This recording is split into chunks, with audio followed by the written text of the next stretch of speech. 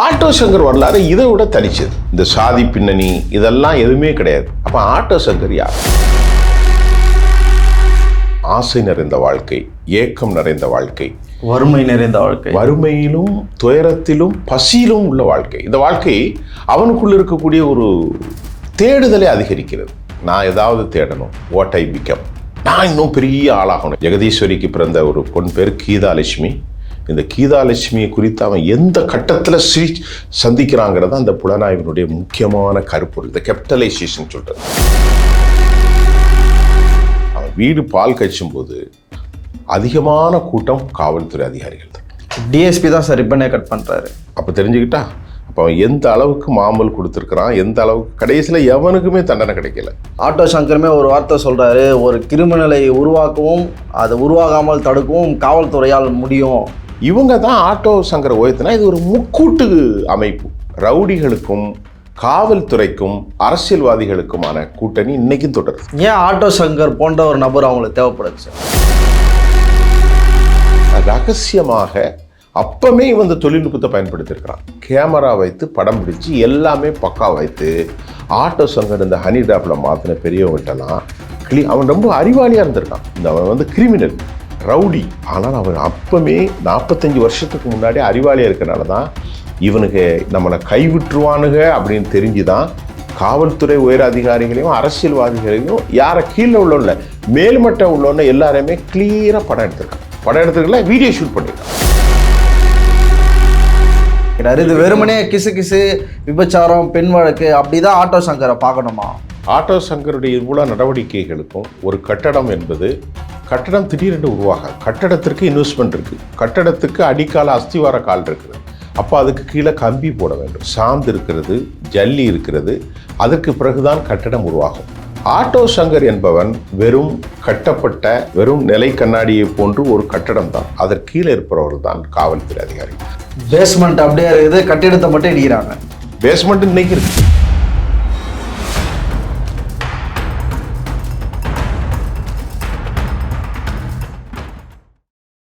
Blue print பார்வையாளர்களுக்கு வணக்கம்.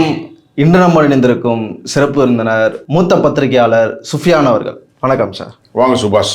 Serial கில்லர்கள், தமிழகத்தை உலுக்கிய ரவுடிகள் அப்படின்னு சொல்லிட்டு பல பேரை பட்டியலிடலாம் சார். அதில் முக்கியமான ஒரு பெயர்னா ஆட்டோ சங்கர். கௌரி சங்கர் எப்படி ஆட்டோ சங்கராக மாறுகிறார்? அவருடைய லைஃப்பில் காதல் இருக்குது, கள்ளச்சாராயம், விபச்சாரம், துரோகம், கொலை அப்படின்ட்டு அதிகார வர்க்கத்தினுடைய இன்புட் அதில் அவருடைய வாழ்க்கையில் ரொம்ப அதிகமாக இருக்கிறத பார்க்குறோம் சார். யார் இந்த ஆட்டோ சங்கர்? அவர் தூக்கு மேடைக்கு போவதற்கான காரணங்களாக என்னென்ன இருந்தது? ஆட்டோ சங்கர் அந்த புள்ளியில் தான் உருவானா அப்படின்ட்டு நிறைய விஷயங்களை அடுக்கிறாரு. எப்படி சார் பார்க்குறீங்க அவருடைய வாழ்க்கையை? பொதுவாக உலக அளவிலும் சரி, இந்த ரவுடிகளின் சாம்ராஜ்யத்துக்கும் பின்னாடி ஒரு எதிர்பாராத சில சம்பவங்களும் ஒரு சின்ன கங்கு அது ஃபயர் ஆகி தான் இவ்வளோ பெரிய அளவில் மாறி இருக்கும். தமிழ்நாட்டை உழுக்கின கொலைகள் தமிழ்நாட்டுடைய வரலாற்றில் பார்த்தீங்கன்னா 1993 கபிலன் போன்றவர்கள் செல்வி ஜெயலலிதாவுடைய அரசில் அவர்கள் சுடப்பட்டார்கள். அந்த மாதிரி வெள்ளை ரவி இப்படி ஏராளமான வட தமிழ்நாட்டில், அதாவது வடக்கு சென்னையில் மிகப்பெரிய சாம்ராஜ்யங்கள் நடந்திருக்கிறது. அப்பு போன்றவர்கள், குறிப்பாக சொல்ல வேணால் காஞ்சி சங்கராச்சாரியார், வரதராஜ பெருமாள், இதில் கூலிப்படைகளாக செயல்பட்டவர்கள். தமிழ்நாட்டில் இந்த கூலிப்படைகளுடைய தலைமையகமாக இருக்கிறது இன்றைக்கும் தூத்துக்குடி, அதே போல் திண்டுக்கல், அதே போல் திருச்சி. இப்போ ராமஜெயம் கொலையிலெல்லாம் இன்றைக்கும் 2012 நடைபெற்று 13 வருஷம் தாண்டின பிறகும் 14 வருஷத்துக்கு அப்புறம் கொலைகள் தெரியல. இதில் 2 விதமான கொலையாளிகள் இருக்கிறார்கள். ஒருவர் ப்ரொஃபஷனல் கில்லர்ஸ், அவங்க தொழில். இப்போ ஆம்ஸ்டாங் கொலைக்கு ப்ரொஃபஷனல் கில்லர்ஸ். திருவேங்கடம் கொல்லப்பட்டான், சிசிங் ராஜா கொல்லப்பட்டான், இன்னும் பலர் அடையாளப்படுத்தப்பட்டு போயிட்டுருக்கான். அது இஸ் அப்பார்ட் ஃப்ரம் தேர். இந்த கொலையாளிகள் இன்னைக்கு எப்படி மாறுறாங்கன்னா சாதி பின்னணி கொண்டவர்களாக மாறுகிறாங்க. தென் மாநிலங்களில் அடக்கப்பட்ட சமூகமாக தேவேந்திர குல வேளாளர்கள் இருந்தார்கள். இப்போ அதிலிருந்து பலவிதமான தலைவர்கள் உருவானாங்க. பசுபதி பாண்டியன் போன்றவர்கள், இவர்கள்லாம் உருவாங்க. ஜான் பாண்டியன் அதுக்காக மிகப்பெரிய போராட்டத்தை நடத்தினார். அப்போ இந்த மாதிரியான ஆட்கள், இப்போ உதாரணத்துக்குன்னா வெங்கடேச பண்ணையார் வந்து இது எதில் போட்டு தள்ளப்பட்டார்கள், அதாவது இதில் என்ஃபோர்ஸ்மெண்ட், அது தாக்கப்பட்டார். அதுக்கப்புறம் சுபாஷ் பண்ணையார் அவருக்கு பின்னாடி உருவாகினார். இன்னைக்கும் தூத்துக்குடி உப்பள பகுதியில் மூலக்கர பண்ணையாரன் குரூப்புகளும் பசுபதி பாண்டியன்களும் இவங்க 2 பேரும் போட்டுக்கிட்டே தான் இருக்காங்க. நீங்கள் பார்த்தீங்கன்னா சைடு வேற இது வேற போயிட்டு, இது வந்து ஒரு விதமான சாதிய படுகொலை. டெல்டா பகுதியில் சாதிய படுகொலை இருக்குது. மணல் சங்கர் போன்றவர்கள்லாம் உங்களுக்கு தெரியும், திருச்சி மணல்மேடு சங்கர்லாம். இதை தாண்டி மத ரீதியாக உருவாகிறார்கள். அவர்களுக்கும் இந்த லோக்கல் ரவுடிகளுக்கும் சம்மந்தமே இருக்காது. அவர்கள் இஸ்லாமிய அடிப்படையிலான, ஏற்கனவே ஹைதர் அலி போன்றவர்கள் நிறைய பேர் இருக்கிறாங்க, அது பெரிய விஷயம். இமாம் அலி, அது ஒரு பக்கம். ஆட்டோ சங்கர் வரலாறு இதை விட தனிச்சது. இந்த சாதி பின்னணி இதெல்லாம் எதுவுமே கிடையாது, மத பின்னணி எதுவுமே கிடையாது. அப்போ ஆட்டோ சங்கர் யார்? அவர் ஒரு மலையாளி அப்பனுக்கு பிறந்தவர். ரொம்ப அருமையான ஒரு கேரளத்தில் இருக்கிற மலையாளி. அவர் சென்னைக்கு வரார். இன்னைக்கு ஒரு 45 வருஷத்துக்கு முன்னாடி, 70களுக்கு பின்னாடி அவன் வந்து இருக்கிற இடம் திருவான்மியூர். அந்த திருவான்மியூர் எப்படின்னா எதுவுமே இருக்காது, பொட்டல் காடு மாதிரி இருக்கும், ஒரு கடற்கரை பகுதி. 70களில் யாருமே கிடையாது. 20களில் சென்னை அமைஞ்சிக்கரையோடு இந்த பக்கத்தோடு முடிஞ்சு போச்சு. அந்த பக்கம்லாம் யாருமே போக மாட்டாங்க. உங்களுக்கு தெரியுமா நம்ம தெரியல, அந்த மாதிரி ஒரு இடம். ஆட்டோ சங்கரே ஒரு இடத்துல குறிப்பிட்றாரு, திருவான்மியூர் தான் வந்து சட்டவிரோத செயல்களுக்கான அப்பா இருந்தது அப்படின்னு சொல்லிட்டு. கரெக்டாக சொல்கிறீங்க. ஏன்னா இன்னைக்கு டைட்டில் பார்க் இருக்கு பாருங்க, இன்னைக்கு அங்கே பார்த்தீங்கன்னா ஒரு கிரவுண்டு 6 கோடி 7 கோடி 10 கோடி கணக்கே கிடையாது. திருவான்மியூர் கடற்கரைக்கு வந்து பெரும் செல்வந்தர்கள்லாம் இன்னைக்கு வாழக்கூடிய திருவான்மியூர் பெஷன் நகர் அந்த பகுதியில் வாழ்கிறது தங்கள் அடையாளமாக பார்க்கப்பட்ட அந்த இடத்துல இந்த இடத்த கரெக்டாக நம்ம நேயர்களுக்கு நான் லொக்கேட் பண்ணுறேன். டைட்டில் பார்க் இருக்கு பாருங்கள், அதுக்கு எதிர்த்தாப்புல ஒரு பாலம் ஒன்று இருக்கும், கொஞ்சம் முன்னாடி உள்ளே கட் பண்ணுறது. அதை தாண்டி லெஃப்ட் சைடில் தான் பெரியார் நகர். இங்கே தான் ஒரு அம்மன் கோயில் இருக்குது. இந்த பகுதியில் இருக்கக்கூடிய மத்திய தர வகுப்பினர் இல்லாமல் ரொம்ப குடிசை மக்கள் வாழுகிற அந்த பகுதியில் தான் கௌரி சங்கர் வாழ்கிறார். யார் இந்த கௌரி சங்கர்? 1955 மலையாளிக்கும் இங்கே தமிழ்நாட்டில் உள்ள ஒரு பெண்ணுக்கும் அந்த அம்மாவுக்கும் அவர் பிறக்கிறார். ஜெயலட்சுமி ரொம்ப அழகாக பேரை சொல்லிட்டீங்க. ஜெயலட்சுமி இங்கே லோக்கலில் உள்ள பொண்ணு, அந்த இடத்துல காதல் வருது, அது பரவாயில்ல. ஜெயலட்சுமிக்கு பிறந்த 1955 பிறந்தவன் ஆட்டோ சங்கராக ஏன் மாறினா அப்படின்னு அடுத்த கேள்வி வருது. அப்பாவுக்கு இன்னும் பல பெண்களோட தொடர்பு இருக்கும், இல்லை திருமணம் பண்ணியிருப்பார், அந்த கதைலாம் நமக்கு தேவையில்லை. அழுக்கு நிறைந்த வாழ்க்கை, ஆசை நிறைந்த வாழ்க்கை, ஏக்கம் நிறைந்த வாழ்க்கை, வறுமை நிறைந்த வாழ்க்கை, வறுமையிலும் துயரத்திலும் பசியிலும் உள்ள வாழ்க்கை. இந்த வாழ்க்கை அவனுக்குள்ள இருக்கக்கூடிய ஒரு தேடுதலை அதிகரிக்கிறது. நான் ஏதாவது தேடணும், வாட் ஐ பிகம், நான் இன்னும் பெரிய ஆளாகணும். ஏன்னா அந்த பகுதியில் போகிற சாலைகள், போகிற கார்களை எல்லாம் பார்க்கின்றான் அந்த சின்ன வயசு கௌரி சங்கர். நானும் பணக்காரனாகணும் அப்படின்னு அவன் நினைக்கிறான். நான் அவன்கிட்ட எந்த திட்டமும் இல்லை. இப்படியே அவனுடைய வாழ்க்கை உருண்டோடி போய் கொண்டிருக்கிறது. இந்த நேரத்தில் அதே குடிசை பகுதியில் ஜெயலட்சுமி அவங்க அம்மா, அவங்க வெளியே போனாலும் கூட ஜெகதீஸ்வரிங்கிற ஒரு பெண்ணை திருமணம் செய்கிறான். அவன் வாழ்க்கையில் அவனுக்கு 3 குழந்தைகள் நினைக்கிறேன். அதில் அந்த குழந்தை வந்து இந்த ஜெகதீஸ்வரியுடைய உறவு தான் கடைசி வரைக்கும் அவனை கவலைப்பட வைத்த ஒரு உறவு. அதை பின்னாடி நான் சொல்கிறேன். ஜெகதீஸ்வரிக்கு பிறந்த ஒரு பொன் பேர் கீதாலட்சுமி. இந்த கீதாலட்சுமியை குறித்து அவன் எந்த கட்டத்தில் சந்திக்கிறாங்கிறத அந்த புலனாய்வினுடைய முக்கியமான கருப்பொருள், இந்த கேபிட்டலைசேஷன் சொல்கிறது. சரி, இப்படியே இருக்கின்ற போது அவன் வந்து பியூசி படிக்கிறான். இன்னைக்கு +2 இருக்கு பாருங்கள், இந்த பியூசி அவன் படிக்கின்றான். அன்னைக்கு +2 கிடையாது, அதுக்கு மேலே அவனுக்கு படிக்கிறதுக்கு வழி இல்லை. பெண்ணை கல்யாணம் பண்ணுறான், வாழ்க்கையில் ஓடுறான்.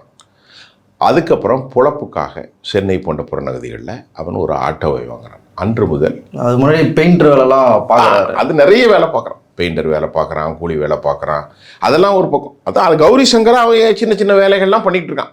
ஆனால் ஆட்டோ சங்கருங்கிற அடையாளத்துக்குள்ள ஆட்டோ ஓட்டுகின்ற போது ஆட்டோ சங்கராக மாறிடுறான். அப்போ அவனுக்கு ஜெயவேலு அப்படிங்கிற ஒருத்தன், பாபுங்கிற ஒருத்தன், ஆட்டோ மணிங்கிற ஒருத்தன், இந்த 3 பேரும் அவனோடு ரொம்ப நட்போடு இருக்கிறார்கள். ஜெயவேலு, ஆட்டோ மணி, பாபு. ஆட்டோ சங்கர் இன்னைக்கு பாருங்கள், மாலைக்கண்ணு, ஒத்தக்கண்ணு, அப்படி இப்படிலாம் பேர்லாம் வச்சுருப்பாங்க. அதெல்லாம் அவங்களுடைய அடையாளம். இப்படி இருக்கும்போது ஆட்டோ சங்கருக்கு திடீர்னு ஒரு வாய்ப்புகள் வருது. ஏன்னா பொட்டல்காடாகவும் நீண்ட நெடிய குறுகிய வழித்தடங்கள் கொண்டது திருவான்மியூர்லேருந்து கோவளம் வரைக்கும். கோவளம் பீச் இருக்கு பாருங்கள், அங்கே வரைக்கும் அவ்வளோ பெரிய காடுகள் அப்படியே சுற்றி போகக்கூடிய அளவு. அந்த காலத்தில் 78களில், நான் சொல்கிறது 76 78களில் அன்னைக்கு சாராயம் கொடி கட்டி பறந்த ஊழல்கள். இந்த பகுதி நீங்கள் சொன்னிக்கிட்டே பெரியார் நகர் திருவான்மியூர்லேருந்து அந்த காடுகளில் பெரிய சாராய ஊழல்கள். இதை கொண்டு கொடுக்கறதுக்கு பெரிய காசு அது அவனுக்கு வாழ்க்கையில் கிடைக்குது. அதுக்கு முன்னாடி ஒரு சம்பவத்தை நான் உங்களுக்கு சொல்லணும்.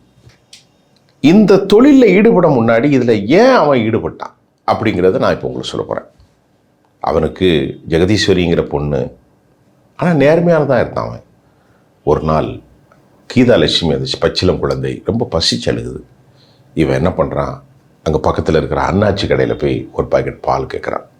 பாலை கொடுக்க காசு கொடுறா அப்படின்னு கேட்குறான். காசு கொடுக்கல, சண்டை வருது, அடி நடக்குது, ஏதாவது தண்ணியில் கிள்ளி விட்றான், போலீஸ் கேஸ் ஆகுது, அப்படி வந்துடுது. அதுக்கப்புறம் அந்த பொண்ணு மறுநாள் 2 நாள் கழித்து அந்த கடைக்கு போகிறோம். போன உடனே அந்த கடை ஓனர் அண்ணாச்சி ஒரு பாக்கெட் பாலை தூக்கி கொடுத்துட்றாரு. யார் கையில்? ஆட்டோ சக்கர் கையில். அப்போ தான் அவனுக்கு மைண்டில் படுது, அதிகாரமும் அடாவடியும் தன்னை மதிக்க வைக்கும். அப்போ தான் முதல்ல அந்த பொறி அவனுக்கு பறக்குது. அதுக்காக அவன் தேர்ந்தெடுத்த வழி நல்ல வழி கிடையாது, தவறான வழி. அப்போது அவன் ஆட்டோ ஓட்டுகிற சங்கராக இருக்கின்ற ஒரு காலத்தில் அந்த நேரத்தில் தான், ஏன்டா இவ்வளோ கஷ்டப்பட்டுட்டு இருக்க, ஆட்டோவில் 10 ரூபா கொடுக்குது, 15 ரூபா கொடுக்குது, ஊரில் கொண்டு கொடுத்தா நல்லா இருக்குமே அப்படின்னு அந்த லோக்கலில் இருக்கிறவங்க, அரசியல் கட்சியில் ஆளும் கட்சி மட்டுமில்லை, ஆளாத கட்சிகளை சேர்ந்தவர்களும் கொட்டை திண்டு பழம் போட்ட எல்லோரும் அவனுக்கு சுகமாக இருக்கிறார்கள். எல்லோரும் அவனுக்கு உண்டு. அந்த வாய்ப்பை உருவாக்கி கொடுத்ததே போலீஸ் தான். எனக்கு போலீஸ் தான் ஒரு இடத்த காமிச்சு அங்கே போயிட்டு வாங்கிட்டு விற்று எஸ்ஐயே சொல்கிறாரு, எஸ்ஐயை மீட் பண்ணுன்னு சொல்கிறாங்க. ஏன் அப்படி ஒரு வார்த்தையை சொல்கிறேன், இதை நான் பின்னாடி சொன்ன நீங்கள் முதல்ல கேட்டீங்க. அவன் வீடு பால் கச்சும்போது அதிகமான கூட்டம் காவல்துறை அதிகாரிகள் தான். எப்போ அந்த நேரத்தில் ஒரு வீடு பால் கச்சான், அதிகமான கூட்டம் லோக்கல் போலீஸ் ஸ்டேஷனில் இருக்கிறவங்க, ஆய்வாளர்கள், டிஎஸ்பி தான் சார் ரிப்பனே கட் பண்ணுறாரு. அப்போ தெரிஞ்சுக்கிட்டா அப்போ அவன் எந்த அளவுக்கு மாமல் கொடுத்துருக்குறான், எந்த அளவுக்கு கடைசியில் எவனுக்குமே தண்டனை கிடைக்கல. அப்படி ஒரு சூழ்நிலையில் அவனுடைய வாழ்க்கை ஆட்டோ சங்கர் வறுமையை தாண்டி ஆட்டோ சங்கர் ஊழல் சங்கராக மாறுகிறான். நான் அவனுக்கு யாரும் ஊழல் சங்கர்லாம் சொல்லலை. ஆட்டோவில் இந்த சாராய ஊழல்களை கொண்டு ஒரு 50 கிலோமீட்டர் 30-40 கிலோமீட்டரில் கொண்டு கொடுக்குறான். அதில் அவனுக்கு கொஞ்சம் நல்ல காசு வருது. அப்படி இருக்கும்போது போலீஸ் நீங்கள் சொன்ன மாதிரி அவனுக்கு சில ஐடியா கொடுக்குறாங்க. ஆனால் அதை பற்றியான செய்திகள் நம்மள்கிட்ட இல்லைன்னாலும் யார் கொடுத்தாங்கிற செய்தி இல்லை, ஆனால் பொதுவாக கொடுக்கப்பட்டிருக்கு. ஆட்டோவில் நீ ஊரில் கொண்டு கொடுத்தா 100 ரூபா கிடைக்கி, சரக்கை காய்ச்சி கொடுத்தா 500 ரூபா கிடைக்கும்ல. அப்போ தான் அவன் ஆரம்பிக்கிறான். இந்த ஊழல்களை கொண்டு கொடுப்பவனுக்கு எதிராக அவனே சரக்கை காய்ச்ச ஆரம்பிக்கிறான். இந்த இடைப்பட்ட காலத்தில் அவன் எப்படி இதை காய்ச்சறதுக்கு பழகினான் அப்படிங்கிற இது தகவல் நம்மகிட்ட இல்லை, எங்கேயுமே இல்லை. ஆனால் அவன் கள்ளச்சாராய வியாபாரிகளோடு அவன் இருக்க போய் தான் அந்த ஊரில் கொண்டு கொடுத்துருக்கான். ஊரில் கொடுக்கும்போது எப்படி காய்ச்சுறாங்க, அதுக்கான ரா மெட்டீரியல், இதையெல்லாம் அவன் படிச்சிருக்கான். இது 1, 2, 3 மாதத்தில் நடந்தில்லை, பல வருஷம் நடந்திருக்கு, பல மாதங்கள் நடந்திருக்கு, பல வருஷம் நடந்திருக்கு. ஒரு சாராயத்தை குடிச்சு பார்த்தாலே அது விருகம்பாக்கம் சரக்கா, திருநீர்மலை சரக்கா, நீலாங்கரை சரக்கான்னு என்னால் கண்டுபிடிச்சிற அளவுக்கு என்னுடைய பிஸ்னஸ் பெருசாகிடுச்சு, என்னோட அனுபவம் அதிகமாகிடுச்சு அப்படின்றாரு சார். அவ்வளோ எக்ஸ்பர்ட். அப்போ அந்த அளவுக்கு ஒவ்வொரு இதையும் அவனுக்கு தெரிஞ்சிருக்கான். சாராயத்தை காய்ச்சுறான், சாராயத்தை டியூப்பில் தான் அப்போ அடைக்கிறது, இந்த டயர் டியூப்பில் போடுறான். ஏன்னா போகும்போது அவனுக்கு போலீஸ் ஒன்றும் பிரச்சனை இல்லையே, யாரெல்லாம் லைனில் இருப்பாங்கன்னு மாமூலை கொடுக்குறான். தொழில் பெருகுது பெருகுது பெருகுது பெருகுது பெருகி கொண்டே இருக்கிறது. பெரிய அளவில் எல்லாரையும் ஓரம் கட்டி திருவான்மியூரில் ஆட்டோ சங்கர் அப்படின்னு சொன்னால் ஒட்டுமொத்த அரசியல் தலைவர்களும் காவல்துறையும் எல்லோருமே பயப்படக்கூடிய அளவில் அவன் தனக்குன்னு ஒரு பெரிய ட்ரேடிங் நேமை உருவாக்கிட்டான். பல தாதாக்கள் இருப்பாங்க இல்லையா. இப்போ ஒரு காலத்தில் இப்போ அயோத்திக்குப்பம் வீரமணின்னா எல்லோருக்கும் தெரியும், அவ்வளோ அவரை மீறி எதுவும் நடக்காது. அப்படிப்பட்ட ஒரு சூழ்நிலையில் திருவான்மியூர் கடற்கரையில் ஆட்டோ சங்கர்னா யாருமே கிட்ட போக முடியும். ஆனால் எல்லா ரவுடிகளுக்குமே இப்போது ஆட்டோ சங்கருமே ஒரு வார்த்தை சொல்கிறாரு, ஒரு கிரிமினலை உருவாக்கவும் அதை உருவாகாமல் தடுக்கவும் காவல்துறையால் முடியும் அப்படின்னு சொல்கிறாரு. ஒரு கிரிமினல் உருவாவதற்கு போலீஸ் துணையாக இருக்கிறது அப்படின்ற விஷயத்த தெளிவாக சொல்கிறாரு. இப்போது நம்ம ஆட்டோ சங்கர்லேருந்து கொஞ்சம் வெளியே போயிட்டு பேசுவோம் சார். இப்போது சென்னையில் அவ்வளோ ரவுடிகள் இருக்கிறாங்க. இப்போ இருக்கிற சென்னை எல்லாருக்கும் தெரிஞ்சது தான். முன்னாடி ரவுடிகளுடைய அட்டகாசம் எப்படி இருந்ததுன்னு எல்லாருக்குமே தெரியும். அரசு அதிகாரிகள் துணை இல்லாமல் ரவுடிகள் இயங்க முடியாதுல்ல சார், அதை எப்படி பார்க்குறீங்க? இதை தான் இந்த ஆட்டோ சங்கருடைய வாழ்க்கையை நீங்கள் படித்தாலே பேரை சொல்லக்கூடாது, மிக முக்கிய அரசியல் தலைவர்லாம் பின்னாடி இருந்திருக்கான். மிக முக்கிய போலீஸ் ஆஃபீஸரும் அங்கே இருந்திருக்கிறார். அப்படின்னா என்ன காரணம்? ஆட்டோ சங்கர்ன்ற ஒரு பிம்பத்தை உருவாக்குனதே அந்த லோக்கல் அரசியல்வாதிகள், அந்த பகுதியில் இருக்கக்கூடிய எம்எல்ஏக்கள். இறந்து போயிட்டாங்க சிலர், இன்னைக்கு இல்லை. பிரபலமான ஆள், அவர் பேர் ஆதின்னு சொல்லலாம், அதுக்கு முன்னாடி ஒரு பேர் வரும். இப்போ இந்த மாதிரி ஆட்கள் இவங்க தான் ஆட்டோ சங்கரை உயர்த்தினா இது ஒரு முக்கூட்டு அமைப்பு. ரவுடிகளுக்கும் காவல்துறைக்கும் அரசியல்வாதிகளுக்குமான கூட்டணி இன்னைக்கும் தொடருது. ஏன் ஆட்டோ சங்கர் போன்ற ஒரு நபர் அவங்களுக்கு தேவைப்படுது சார்?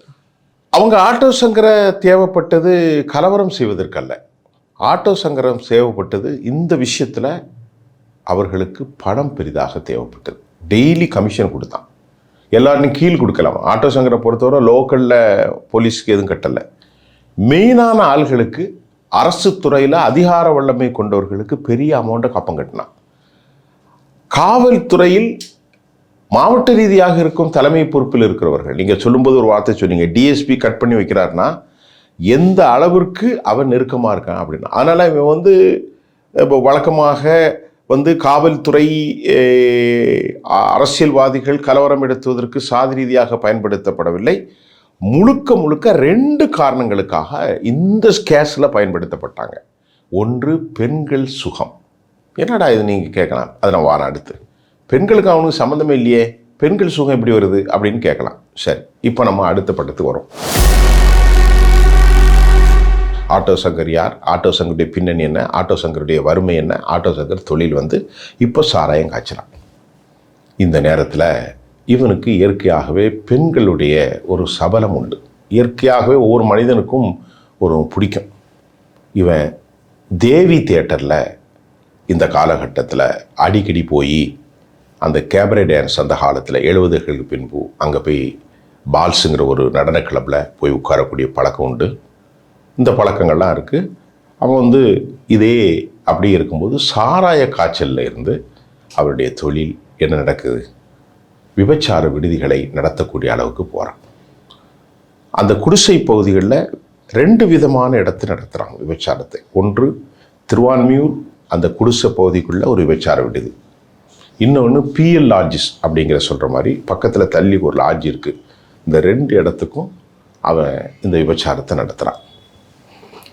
இவன் ஜெகதீஸ்வரியோட குடும்பத்தில் இருந்தாலும் விபச்சாரம் குறித்து ஆட்டோ சங்கர் அவருடைய வாக்குமூலத்தில் சொல்கிறார் சார். அந்த தகவலையும் சேர்த்து சொல்லிடுறேன். அது காவல்துறை தான் அங்கே வேறு ஆட்கள் கொடி கட்டி பறந்ததாகும் விபச்சாரத்தில். அவர்களை அடித்து நொறுக்குவதற்கு ஆட்டோ சங்கர் அனுப்பப்பட்டு அவங்கள எல்லாரையும் காலி பண்ணிடுறார் சார். அதுக்கப்புறமா காவல்துறை அந்த பொறுப்பை ஆட்டோ சங்கர் கிட்ட ஒப்படைக்கிறாங்க, நீ எடுத்து நடத்த இந்த தொழிலை அப்படின்னு. கரெக்ட். ஆனால் இதில் 2 காரணம் இருக்குது. நீங்கள் சொன்ன காரணம் ஒன்று, இயற்கையாகவே பெண்களின் மீது மிகப்பெரிய சிலவன் இருக்கான் பாருங்கள். எவ்வளோ ரவுடியாக இருந்தாலும் சாராயம் குடிக்க மாட்டான். எவ்வளோ விபச்சாரம் இருந்தாலும் நீங்கள் படிச்சிருப்பீங்க, பெண்களே தொட மாட்டான். இந்த மாதிரி ஆள் இல்லாமல் அவன் இயற்கையிலே ரொம்ப சபலத்துக்கு உட்பட்ட ஆள். அது மாதிரி அந்த இடத்துல சின்ன சின்ன ஆட்கள் வச்சுருக்கிறாங்க. இவனுக்கு பெரிய அளவில் வந்திருக்கு. நான் அதை சொல்கிறேன். அது எப்போ இவன் மாட்டினான்னா, இவனுக்கு சுமதி, சுந்தரி, லலிதா அப்படிங்கிற 3 பெண்களோடு இவனுக்கு விபச்சாரத்துக்கு வந்த பெண்களோடு தொடர்பாகுது. இவனுக்கு திருச்செந்தூர் பக்கத்தில், அது அநேகமாக சொல்லவேன்னா அந்த பக்கத்தில் பரமன்குச்சின்னு ஒரு ஊர் இருக்குது. அது பக்கத்தில் வட்டவிளை அப்படிங்கிற ஒரு சின்ன ஊர், அது நாகர்கோவில் ரோடு. அந்த ஊரில் இருக்கக்கூடிய சுடலைமுத்து அப்படிங்கிற இவனுக்கு அசிஸ்டண்ட்டாக இருக்கான். அவன் தான் இவனுக்கு அப்படி பஸ்ஸில் இருக்கக்கூடிய பிள்ளைகள்லாம் கொண்டு வர்றது. அப்போ பஸ் ஸ்டாண்ட் எங்கே இருக்குது? பாரிஸ் கார்னரில்.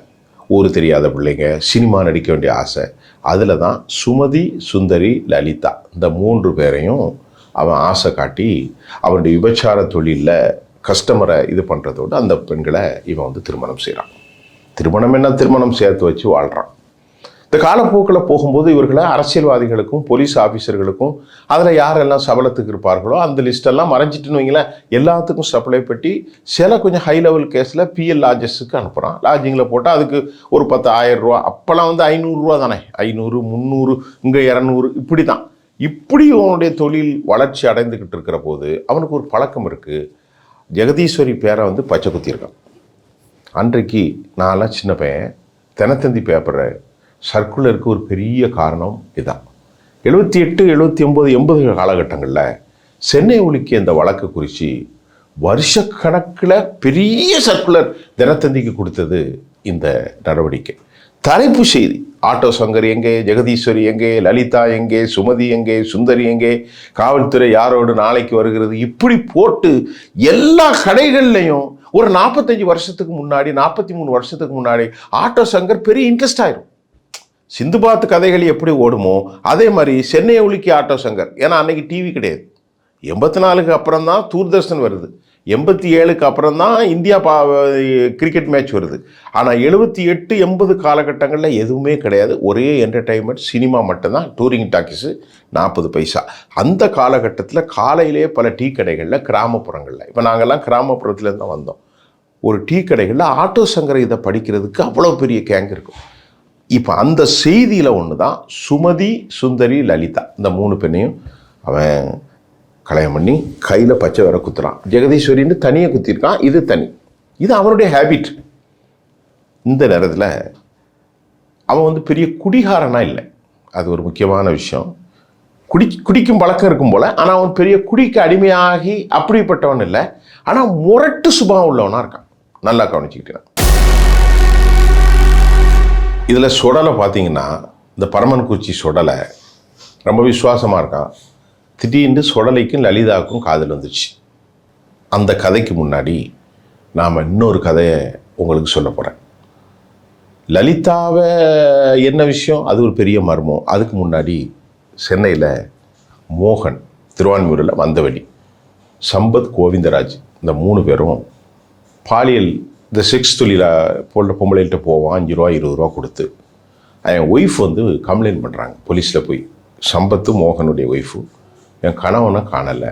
இதுதான் முதல்ல விஷயம், இது வரைக்கும் யாருக்கும் தெரியாத விஷயம். அன்னைக்கு வரைக்கும் ஆட்டோ சங்கர், கௌரி சங்கர், சாராய சங்கராக தான் இருக்கான். அன்னைக்கு வரைக்கும் அவனுக்கு கொலையை பற்றி எப்பவுமே ஒன்றும் தெரியாது. மோகன், சம்பத், கோவிந்த் இந்த 3 பேருடைய மனைவிகள், இதில் 2 பேர் மனைவி போலீஸில் கம்ப்ளைண்ட் பண்ணுறாங்க, திருவான்மியூர் போலீஸில். ஆனால் மந்தவெளியில் சேர்ந்தவங்க இந்த பகுதியில் இருக்கிறாங்க. போலீஸ் முதல்ல இந்த வழக்கை தேடுது. இந்த வழக்கை தேடினா போலீஸுக்கு எந்த விதமான குழுவும் கிடைக்கல. அப்படி குழு எல்லாம் கிடைக்காத போது போலீஸுக்கு அவர்களுக்கு என்ன ஹேபிட் இருக்குன்னு தேடுறான். யாருக்கு? இந்த மோகன், சம்பத்து, கோவிந்த் மந்தவெளியை சேர்ந்த 3 பேரும் ஆளை காணலையே. அப்போந்தான் அவனுக்கு தெரியுது, இவனும் வழக்கமாக யார்கிட்ட போவான், இந்த பெண் விபச்சாரிகள்கிட்ட போகிற பழக்கம் உண்டு. பாலியல் தொழில், பாலியல் பெண்கள்கிட்ட இவனுக்கு தொடர்பு இருக்குது, ரெகுலராக இவர்களுக்கு பழக்கம் இருக்குது. அப்படிங்கிறத போலீஸ் மோப்பம் பிடிச்சி மெதுவாக சங்கரை வீட்டுக்கு வராங்க. சங்கர் வீட்டுக்கு வந்தால் சங்கரை பார்த்தீங்கன்னா அவனை நெருங்கக்கூடிய அளவில் இல்லை, அவ்வளோ உயரத்தில் இருக்கான். போலீஸு கிட்ட போக முடியல. ஃபஸ்ட்டு எஃப்ஐஆர்னா லோக்கலில் தானே வருவாங்க, பெரிய அதிகாரி மட்டத்தில் போகாதில்ல. என்னடா இவன் கிட்டே போக முடியாது, அண்ணன் கிட்ட போக முடியாது. அண்ணனுக்கு அந்த கவுன்சிலர், அந்த அமைச்சர், அந்த மந்திரி, அந்த வாரிய தலைவர், இப்படி ஒரு பெரிய ஒரு ஜாம்பவானா ஜம்பர் இருக்கும்போது காவல்துறை கிட்ட போக முடியல லோக்கல் போலீஸில். இப்போ காவல்துறை இதை கண்டுபிடிக்கணுமே. மோகன் எப்படி செத்தான், சம்பத் எப்படி செத்தான், கோவிந்தராஜன் எப்படி செத்தாங்கிற கண்டுபிடிக்கணும். இது பெட்டிஷன் ஹேஸ் பின் ஃபைல் பண்ணியாச்சு. இப்போ இந்த நேரத்தில் இவனுக்கு யார் துணை, கிட்ட போக முடியல. வெளியே இருந்து 1ஆம் நம்பர் ஆட்கள், 2ஆம் நம்பர் ஆட்கள் அப்படியே பார்த்தான். அதில் சிக்கனவன் தான் ஜெயவேலு, ஆட்டோமணி, பாபு இந்த 3 பேரையும் பிடிச்சி அழகாக போலீஸ் கொத்தா தூக்கிட்டு போனாங்க. தூக்கிட்டு போனால் போலீஸ் ட்ரீட்டில் எப்படி கொடுக்கணுமோ அதே மாதிரி ட்ரீட் கொடுக்குறாங்க. அதில் பாபு அப்ரூவராக மாறிட்டான். அப்ரூவராக மாறி நாங்கள் தான் காலி பண்ணோம். யாரை? மோகன், கோவிந்தன், சம்பத் இந்த 3 பேரையும் நாங்கள் தான் கொலை செஞ்சோன்னா போலீஸ் டக்குன்னு ஆடிட்டு, என்னடா நீங்கள் கொலை செஞ்சீங்க அப்படின்னா என்ன சொல்கிறீங்க அப்படின்னு கேட்டால், ஆமாம் போட்டுக்குள்ளி அப்ரூவராக மாறினது பாபு, ஜெயவேலு, ஆட்டோமணி 3 பேரையும் கொண்டு போய் ஆட்டோ சங்கருடைய அந்த இடத்துல கொண்டு வந்து பார்க்குறாங்க. பார்த்தா குழியை தோணுனா உள்ளே ஒன்றுமே இல்லை. உள்ளே எது இல்லை, ஒன்றுமே இல்லை. கடைசியில் வேற ஒரு குழு கிடைக்குது. அப்படியே பார்க்குறான், பக்கத்தில் சோறு அப்படியே பூசப்பட்டு வழக்கத்துக்கு மாறாது இருக்குது. உடனே கையை காட்டுறான். யார்? பாபு. சோறை உடைக்கிறாங்க. 3 போனோம் இருக்கு. 3 அப்படி நின்றாப்புல இருக்கு. எது? எலும்புக்கூடுகள் 1, 2, 3. போலீஸ் சாக்கான பக்கத்தில் பார்த்தா இன்னும் 2 இருக்கு, 1 இருக்கு, 4. ஆனால் மொத்த கொலைகள் அவன் செஞ்சது 6. இன்னொரு கொலை அவன் சொல்கிறேன், ரவின்னு ஒருத்தனை ஒரு கொலை பண்ணா, இன்னொரு கொலை லலிதா. இப்போ 4 கொலைகளையும் கண்டுபிடிச்சிட்டு, நான் 2 கொலை அப்புறம் சொல்லு. இந்த 4 கொலையில் கேட்குறான், ஏன்டா ஜெயவேலு, மணி, பாபு 3 கொலை தானடா பண்ணீங்கன்னு சொன்னீங்க, புதைச்சின்னு சொன்னீங்க, யாரை 3? சம்பத்து, மோகன், கோவிந்தன். 4 இருக்க அப்படின்னா எங்களுக்கு தெரியாது அண்ணன் அப்படின்னு கேட்கும்போது தான் சுடலை முத்துவும் கொல்லப்பட்ட செய்தி வந்துருக்கு. எந்த சுடலை முத்து? பரமக்குறிச்சியை சேர்ந்த, திருச்செந்தூரை சேர்ந்த கொடலை முத்து. போலீஸ் பெரிய அதிர்ச்சி அடைஞ்சிட்டான். இதை வைத்து தான் 1980கள் காலகட்டத்தில், அந்த காலகட்டத்துக்கு அப்புறம் 80களுக்கு பின்னு நடிகர் சத்யராஜ் நளினியை வைத்து 100வது நாள் அப்படின்னு ஒரு படம் வந்துச்சு. அதில் இந்த காட்சி வருது, ஆட்டோ சங்கர் பின்னணி. அதுக்கப்புறம் காவல்துறை பரபரப்பாகுது, காவல்துறை ரொம்ப வேகமாக போகுது. இப்படி ஒரு சூழ்நிலையில் சுடலை ஏன் கொல்லப்பட்டான் அப்படின்னு பார்க்குறாங்க. அப்படி பார்க்கும்போது போலீஸ் ஒன்றும் கிடச்சிட்டல, துருவி அப்ரூவலாக மாறிட்டான். ஜெயவேலு மணியும் உள்ளே இருக்கான், பாபு அப்ரூவலாக மாறுறான். சுடலை விஷயத்தையும் சொல்கிறான். சுடலை ஏன் மாறினான்னு சொன்னான், சுடலை விசுவாசியான ஒரு லாயல் புரோக்கராக இருந்திருக்கான். என்ன பண்ணியிருக்கான், சுமதி, சுந்தரி, லலிதாவோடு சுடலைக்கு கள்ள தொடர்பு வருது. யாரோடு? அந்த விபச்சார பொண்ணை எந்த சுமதி, சுந்தரி, லலிதாவை கூப்பிட்டு வந்தனோ அந்த லலிதாவுக்கும் யாருக்கு, சுடலைக்கும் கள்ளத்தக உறவு வந்தது. ஏன் கள்ள உறவு வந்தேன்னா, ஆட்டோ சங்கர் ஒரு முரடை, கொஞ்சம் முரட்டுத்தனமாக நடந்துக்கிடுவான், ஒரு சைக்கோ மாதிரி. சாதாரணமாலாம் செய்ய மாட்டான், கொலை செய்வானா சாதாரண ஆள். அது லலிதாவுக்கு பிடிக்கலை. இவருடைய முரட்டுத்தனம், சாராயம் குடிப்பு, ரவுடிசம், அடி தடி இதெல்லாம் பார்த்தோன்னே அவன் மெல்ல வலையை யார் பக்கத்தில் போடுறா, சுடலைக்கு போடுறா. சுடலைக்கும் அவனுக்கும் இதாயிட்டு. இதை தெரிஞ்சிட்டு கோபத்தின் உச்சக்கட்டத்துக்கே செல்றான். யாரு? ஆட்டோ சங்கர். சுடலையை கூப்பிட்டு ஆளை கொலை செஞ்சது மட்டும் இல்லை, தீயை பற்றி எரிக்கிறான். எரிச்சு தான் அந்த எலும்பு கூட உள்ளே வச்சு பூசுகிறான். அந்த தகவல் வந்துட்டு அதோடு அவன் கோபம் நின்னா பரவாயில்லையே, வா லலிதாவை கூட்டு வா, அவளை அடித்து கொலை பண்ணி ஒரு சின்ன வீடு, லலிதா கொலை செஞ்சதை அடுத்து போலீஸ் தேடுது. அந்த வீட்டில் 150 ரூபா வாடகைக்கு ஒரு கிளவி வாடகைக்கு இருக்குது அந்த அம்மா, ஆட்டோ சங்கருக்கு அப்புறம். என்னடா இந்த வீட்டில் ஒரு கிளவி வாடகை இருக்குன்னா, அது குடிசையில் தான். அந்த நேரத்தில் கரெக்டாக 100 ரூபா வாடகை. அந்த அம்மா 100 ரூபா 125 வாடகை கொடுத்துருக்கு. எங்கடான்னு சொன்னால் அடுப்பங்கரை பகுதி, சமையல் கூடம். அதுக்கு கீழே தோண்டி பார்த்தா லலிதா பணம் 6 பணம். இன்னொருத்தன் ரவின்னு ஒருத்தன். மொத்தம் 6 பணத்தை 4 சுடலை, மோகன், கோவிந்தராஜி, சம்பத்து, லலிதா, ரவி 6 பணம். இதுதான் அவருடைய வாழ்க்கையில். இதுக்கப்புறம் ஆட்டோ சங்கரை காவல்துறை எப்படி விட்டு வைக்கும்? காவல்துறை விட்டு வைக்கல. இப்போது அதில் அந்த ப்ராஸ்டியூஷன், பெண்களை சப்ளை செய்வது, பிஸ்னஸாக பண்ணுறதுன்னு ஒன்று. ஆனால் அதிகார வர்க்கத்தில் இருக்கிறவங்களுக்கு பெண்கள் சப்ளை பண்ணி அதை வீடியோலாம் எடுத்து வச்சுருந்தாரு அப்படின்ற ஒரு செய்தி இருக்கே சார். அதுதான் முக்கியம், நீங்கள் சொன்னதான் முக்கியம். இப்போ இந்த கொலை கேஸுக்கு முன்னாடி அவன் அந்த பெண்களை என்ன காரணத்துக்கு பாலியல் தொழில் செஞ்சான் அப்படின்னு நீங்கள் கேட்கணும். அவனுக்கு பர்பஸ் ஒன்று, பெரிய அளவில் சாராய வியாபாரிகள் அந்த ஏரியாவில் எல்லாரையும் ஒழிச்சு கட்டிட்டான். மிகப்பெரிய சாராய வியாபாரி ஆயிட்டான். பழைய ஆட்கள் எல்லாருமே காலி. ஆனால் இவனுக்கு முக்கியமாக இந்த சாராய வியாபாரத்துக்கு கடத்தலுக்கு அதிகார வர்க்கம் தேவைப்பட்டது, அரசியல்வாதிகள் தேவைப்பட்டார்கள், அரசு அதிகாரிகள் தேவைப்பட்டார்கள், அதை தாண்டி காவல்துறையினுடைய பெரிய பொறுப்பில் இருக்கிறவர்கள் தேவைப்பட்டார்கள். இப்போ அவர்களுக்கு 2 விஷயம் இருக்குது. ஒன்று, அவங்க கள்ளச்சாராயத்தை தவிர ஃபாரின் சரக்கு வாங்கினாலும் பெண்கள் சப்ளைங்கிறது தேவை. அப்போ அவனுக்கு 2 பர்பஸ் இருந்துச்சு. ஒன்று சாராயம், சாராயத்திற்கு தொழிலுக்கு மூலதனமாக இருக்கக்கூடிய அதிகாரம், அதிகார வர்க்கங்களுக்கு சப்ளை பண்ணக்கூடிய அளவுக்கு நடி. இதில் பேர் சொல்லக்கூடாது. அன்றைய காலகட்டத்தில் பிரபலமான சகோதரி நடிகைகளெல்லாம் இவனுக்கு கையில் உண்டு. சினிமா நடிகைகள், பிரபலமான நடிகைகளுக்கெல்லாம் இவன் ஆளை யாருக்கு அனுப்பியிருக்கான்? பிரபலமான நடிகைகளை நீங்கள் சொல்லக்கூடிய காவல்துறை அதிகாரிகள், நீங்கள் சொல்லக்கூடிய அரசு அதிகாரிகள், உயர்ந்த போஸ்டில் இருக்கிறவங்க, அரசியல்வாதிகளில் பெரிய பொறுப்பில் இருக்கிறவங்களுக்கெல்லாம் பண்ணியிருக்காங்க. இன்றைக்கி ஒரு நடிகை அதில் அவங்க கேரளாவில் செட்டில் ஆகிட்டாங்க, பெரிய நடிகையாக இருந்தாங்க. பாடல்கள்லாம் அந்த காலத்தில் பெரிய அளவுக்கு இருந்துச்சு. இப்படி அவன் பெரிய அளவில் அதை சப்ளை பண்ணுற அளவுக்கு அது ஒரு கேட்டகரியான பீப்புள். லோக்கலுக்கு இந்த மாதிரி தொழில் பண்ணி 2 in 1 பர்பஸ். ஒன்று சாராயம், இன்னொன்று நடிகைகள். நடிகைகளை வேற, சாராயம் வேற, லோக்கல் ப்ராஸ்டியூஷன் வேற, பிஎல் லார்ஜஸ்டில் வேற, 2 செக்டோரியலில் பண்ணியிருக்கான். இஸ் அப்பார்ட் ஃப்ரம் தேர். நம்ம தான் விஷயம் வந்துருச்சு. இதில் அவனுக்கு ஒரு பழக்கம் உண்டு. என்னன்னா, நல்ல அற்புதமான ஒரு இடத்துல எப்படின்னா, அவன் அந்த காலத்திலே கேமரா இல்லாத காலத்திலே நவீன யுக்தியை பயன்படுத்தியிருக்கான். எப்படின்னா, போலீஸ் அதிகாரிகளுக்கும் நல்லா அதில் கவனிங்க, லோக்கலில் உள்ளவங்களுக்கெல்லாம் இல்லை, லோக்கலில் உள்ளவங்க அவன் கண்டுக்கிடவே மாட்டான். மிகப்பெரிய போலீஸ் அதிகாரிகள் டிஎஸ்பி லெவலில் யார் தான் வீட்டுக்கு வந்து கத்திரிக்கோலை வந்து வெட்டி கட் பண்ணி விட்டானோ அந்த அதிகாரிகள், அதில் நான் சொல்லக்கூடிய சில மிக முக்கியமான வாரிய தலைவர் ஒருத்தர், அதுக்கு மேலே எல்லாரும் என்ன பண்ணியிருக்கான், கிளீனாக ஃபோட்டோ எடுக்கிற பழக்கம் இருக்கு. இந்த கள்ள நடிகைகளோடு இந்த உறவோடு இருக்கும்போது உட்கார்ந்து ஃபோட்டோ எடுத்து ஆயிரக்கணக்கான நூற்றுக்கணக்கான ஸ்னாப்ஸ், அந்த ஃபோட்டோ இது அந்த காலத்தில் அப்படி தானே. அதுக்கப்புறம் ரகசியமாக அப்பமே இந்த தொழில்நுட்பத்தை பயன்படுத்தியிருக்கிறான். கேமரா வைத்து படம் பிடிச்சி எல்லாமே பக்கா வைத்து ஆட்டோ சங்கர் இந்த ஹனி ட்ராப்பில் மாற்றின பெரியவங்கள்ட்டலாம் அவன் ரொம்ப அறிவாளியாக இருந்திருக்கான். அவன் வந்து கிரிமினல், ரவுடி, ஒரு முக்கியமான ஆள். ஆனால் அவன் அப்பமே 45 வருஷத்துக்கு முன்னாடி அறிவாளியாக இருக்கிறனால தான் இவனுக்கு நம்மளை கைவிட்டுருவானுங்க அப்படின்னு தெரிஞ்சு தான் காவல்துறை உயர் அதிகாரிகளையும் அரசியல்வாதிகளையும் யாரை கீழே உள்ளோன்னு மேல்மட்ட உள்ளோன்னு எல்லாரையுமே கிளியராக படம் எடுத்திருக்கான். படம் எடுத்துக்கல, வீடியோ ஷூட் பண்ணியிருக்கான். என்னைக்கா இருந்தாலும் அந்த அதிகார வர்க்கம் நமக்கு எதிராக திரும்பிடும், வேற ஒரு சங்கர் வந்தானா நம்மளை விட்டுருவாங்கன்ற எண்ணம் அவனுக்கு வந்துருச்சு. அதுக்கு முன்னாடியே அவனுக்கும் முரண் வந்திருக்கு. இதுதான் முக்கியம். என்னைக்கு திரும்ப முன்னாடி நீங்கள் கேட்ட கேள்விக்கு இவன் சிக்கிறதுக்கு முன்னாடியே அவங்களுக்குள்ள சில விஷயத்தில் முரண் வந்திருக்கு. கமிஷன் கூட கேட்டிருப்பான், ஆனால் அந்த முரணை பற்றி நமக்கு தகவல் இல்லை. ஆனால் முரண் வந்திருக்கு. அப்போ தான் அந்த வீடியோ எடுத்து அவனோட காட்டியிருக்கான். நீ இதை வேணால் எடுத்துக்கோ, இதை மாதிரி 100 என்கிட்ட இருக்குது அப்படின்னு சொல்லியிருக்கான். அதிர்ச்சியில் உறைஞ்சு போயிட்டானா அந்த அரசியல்வாதி தலைவர்கள், அந்த போலீஸ் ஆஃபீஸர்லாம். சபாநாயகருடைய வீடியோவே இருந்தது, ஃபோட்டோவே இருந்ததுன்னு சொல்கிறாங்க. எல்லாமே அந்த நேரத்தில் கம்ப்ளீட்டாக யார் யாரோ போக்குவரத்தோ எல்லாருமே.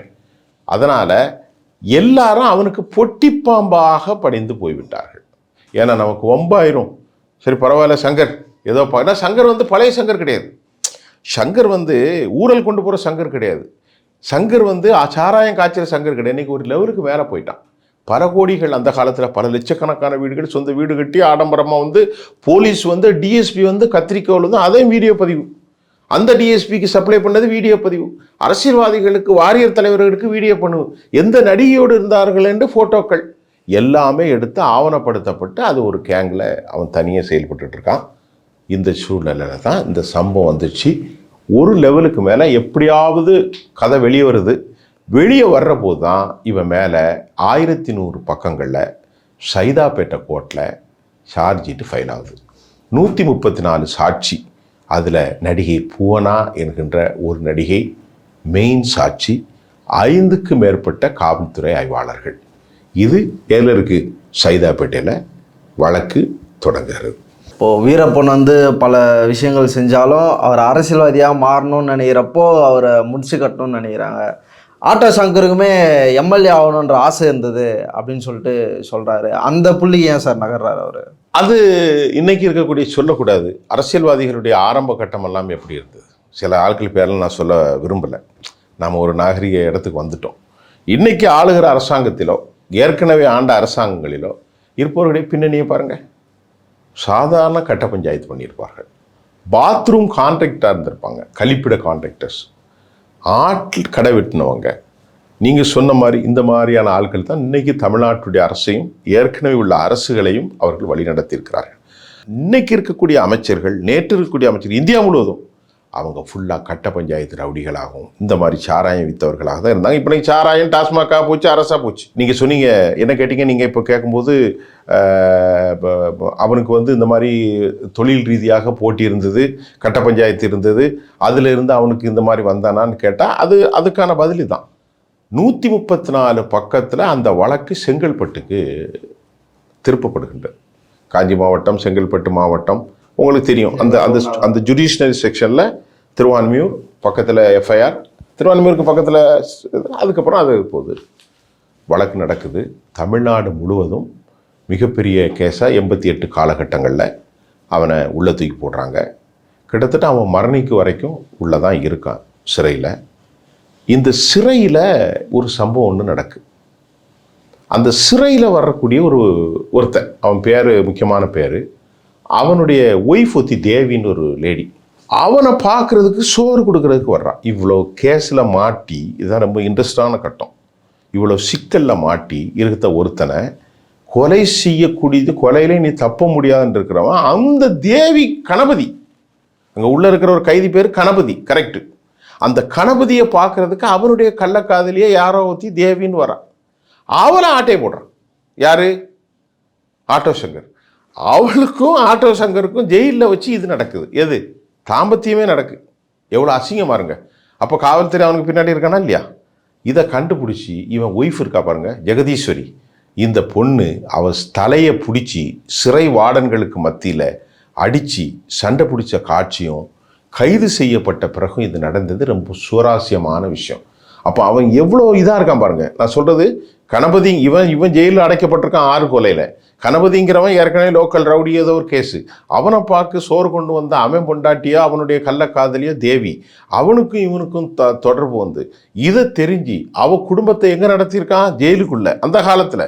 அப்படி இருக்கும்போது இவன் மனைவி ஜெகதீஸ்வரி அவள் பிடிச்சி அடிக்கிற அளவுக்கு போயிருக்குன்னா ஒரு கிரிமினல் எந்த அளவுக்கு தொடர்றான் பாருங்க. இந்த வழக்கில் கண்டிப்பாக தான் தண்டிக்கப்படுவோன்னு தெரியுது.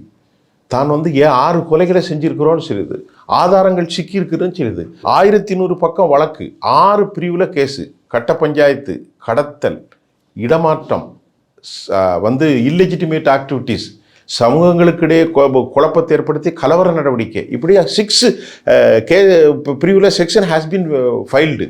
ஆனால் அப்பவும் அந்த கணபதிக்கு சோறு கொண்டு வந்த பெண்ணை அவன் போனான்னா இவன் பெண் விஷயத்தில் எவ்வளவு சூத்திரதாரியாக இருப்பான்னு நீங்கள் பார்த்துக்கிடுங்க. யார்? ஆட்டோ சங்கர். அவன் பார்க்குறதுக்கு ரொம்ப வித்தியாசமாக இருப்பான். ஒரு சுருட்ட முடி, ஏன்னா கண்ணு, பெரிய கண்ணு, இந்த மாதிரி இருப்பான். அப்புறம் இது ஒரு பக்கம் இருக்குது. இந்த விஷயம் இப்படியே போயிட்டுருக்கு.